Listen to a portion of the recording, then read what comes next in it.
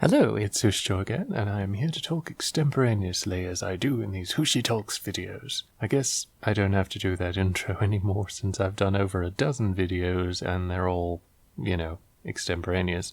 Today I'm going to be talking about a film that I watched recently on Tubi TV. It's currently on there, so if you want to check it out, it's right there and free, so you can.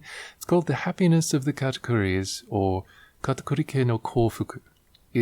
I don't even think there's a genre you can put it in. It is very, very weird, and I'm absolutely sure if you know of it, and if you've heard of it, you know how weird it is. It is directed by Takashi Miike, which is really why I haven't watched it before now, because I tend not to like his films. He's not a bad director, and it really shows in this film that he is a very able director. But is the movie good? I can't really tell you because I don't still know what it was about. I still haven't figured that out. It's one of those films where you watch it and you get to the end and it was like, well, it was very watchable, but what was the point of it? It's interesting to see it and interesting to watch and see this family and their interactions, and it is very strange. But it was good to see Sawada Kenji again. He was just absolute over the top, like flamboyant, showy pop star / actor, especially in the 80s. Very easy to have a certain awakening if you were exposed to him at the time, or if he exposed himself to you, as he did on many occasions. He was very much trading up on body in the 80s. But in any case, he is a bit older here. Still looks fantastic. But what a strange film. It's so odd in general, because there doesn't seem to be a central push of narrative. There's not a drive per se, a singular drive of the narrative. It focuses around this family, the Katakuris, and they run an inn at the foot of this mountain. And it's apparently a cursed inn, because all these horrible things keep happening. And it's grotesque and weird and horrific, but also kind of funny, hilarious at times. I did get quite a few laughs out of it. But it's a very dark comedy. I think that's really what it is at its root. It's a very dark comedy with some unique takes on things. Sometimes it will just become stop-motion animation, which is very interesting. There is a very surreal quality that goes throughout it, which I think is part of what may be the appeal of it. It is a very surreal experience. And the music, because sometimes they will just break out into song and very fantastical dance numbers, the music is not altogether polished. It has polish to it because the performers are, generally speaking, very talented and very skilled, but it has a raw quality to it of people who are very good at what they're doing, but not doing it in a studio. It seems like they're just doing it where they are.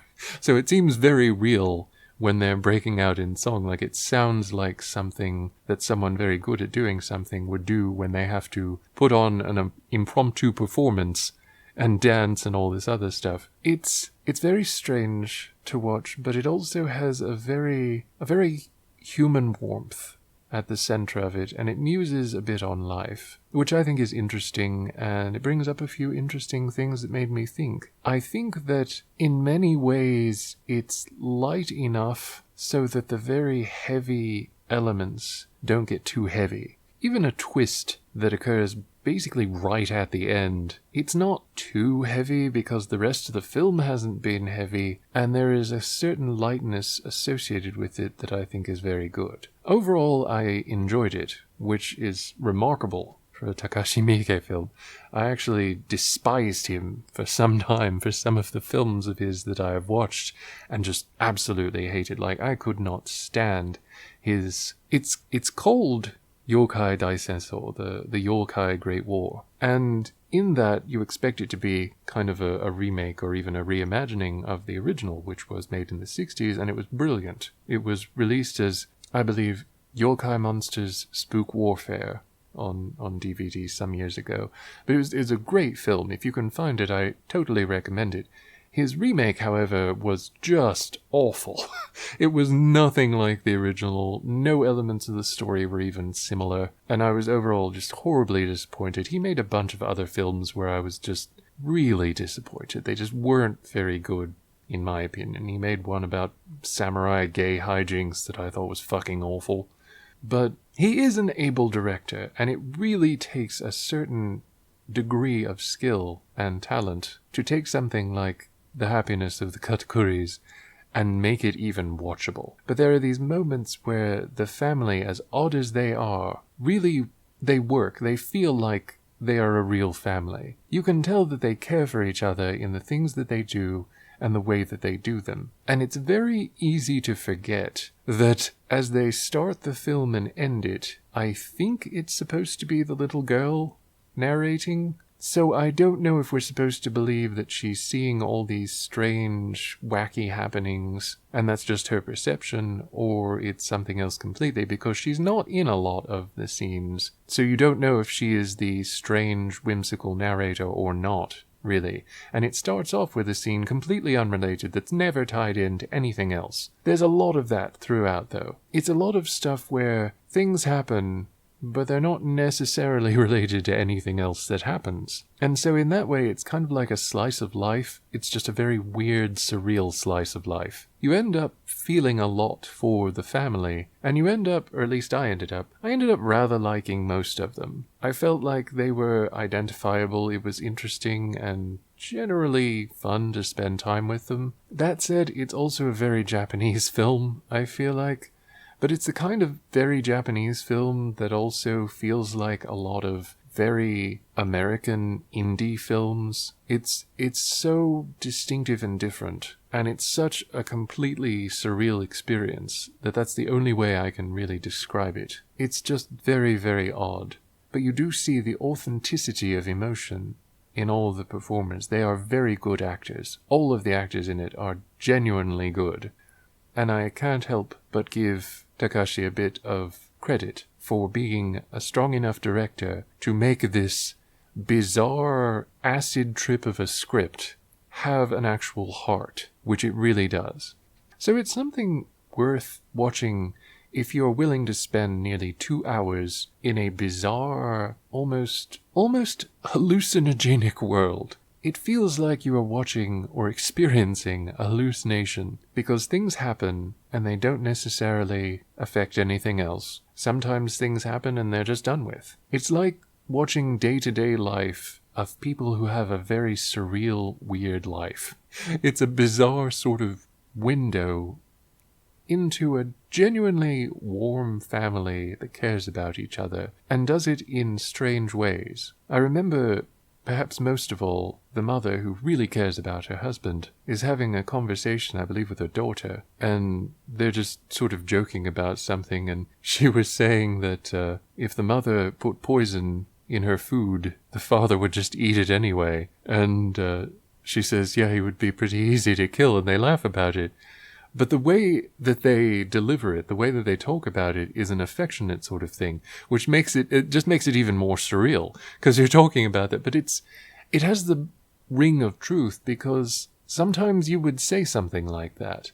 Like, you wouldn't, of course, be wanting to do that, but it's something that would come up in that sort of situation, because indeed the family are very much familiar with death, with their cursed inn. If I had to compare it to something, I would say it's a trippier version of Fawlty Towers, really. If you liked that, you might like this, but if you didn't like it, it's not enough like Fawlty Towers for you to dislike it for its similarities. Really, the only thing it has in common is kind of a surreal quality and people running an inn. Ultimately, it's something that I can't really recommend to everyone, but I can recommend that if you feel so inclined, and you like very, very offbeat films, very, very odd films, give it a try, and give it at least 30 minutes, if not an hour, because you really won't know how you feel about it until about 30 minutes in, I think. The first half hour I was just completely sort of lost. I had lost myself in the setting. I was kind of disoriented because of all of the different surreal sequences and things like that. But by the end of it, it seemed almost normal, which was very odd. So it's a world that takes some getting used to, but by the end, it will seem odd not to be in that world. But even though it kind of sort of overstates its welcome just a little bit, it is not a bad film. I don't think it's a great film, and I don't think it really deserves all of the praise that it's got, but definitely the cast and the direction to bring this script to life and bring the cast together deserve a lot of praise. So there's something potentially to watch. It's probably available in a number of places. So if you want to spend a couple of hours with a fantastical, bizarre, surreal trip of a film, go for The Happiness of the Katakuris. Although if you don't care for it after about half an hour to an hour, you're probably never going to get it, so don't worry about finishing it. It's one of those films where you really have to resonate with it, and that's probably not going to happen if you can't get into it within the first half hour to hour. But I think it is worth watching at least once. It's one of those things that I really like, a cozy sort of comfortable country life. So I feel like it appealed to me very strongly, because it seemed like something that I would like to do, just not in a completely cursed inn. Like the unfortunate Katakuris. But I'll be back with another video soon, hopefully. I hope you're all doing well. Stay safe, take care of yourself. You're welcome. Bye.